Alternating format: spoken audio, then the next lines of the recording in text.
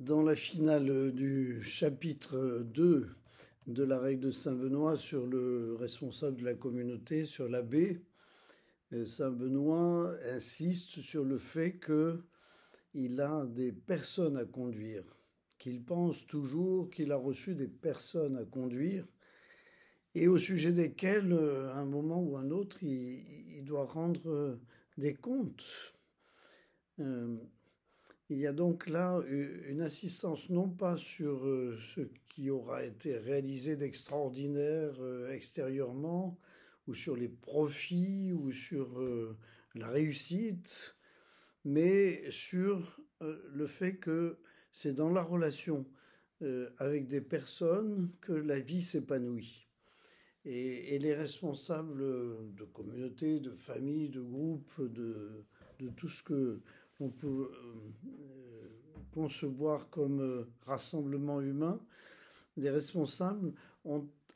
d'abord à considérer le bien de la personne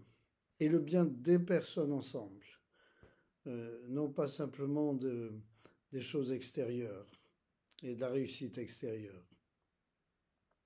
Même si, par exemple, dans une entreprise, il est important de réaliser de bons profits pour que l'entreprise puisse tourner, et cela sert au bien de tous, bien sûr, eh bien, si le responsable de l'entreprise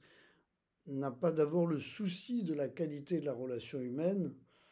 eh bien, même la réussite des profits ne sera pas aussi bonne. La qualité de la relation humaine est vraiment le secret du bonheur, en quelque sorte. Si l'on peut établir avec chacun une espèce de vérité, une espèce de fidélité, de sincérité, eh bien, il y a comme une dimension de facilitation de la vie, quoi, en quelque sorte de promotion de la vie. Et à ce moment-là, tout le monde est beaucoup plus capable de s'engager pour le bien commun. C'est un effort qui n'est pas toujours facile à tenir, car il y a bien des moments où l'on peut se décourager, sans compter, comme le rappelle Saint Benoît aussi, qu'il s'agit aussi de prendre soin de sa propre personne, c'est-à-dire de veiller à ce que sa propre personne soit dans une attitude la plus juste possible, la plus vraie possible, la plus fidèle possible, et donc travailler à la transformation de soi aussi dans le cadre de toutes ces relations avec les autres.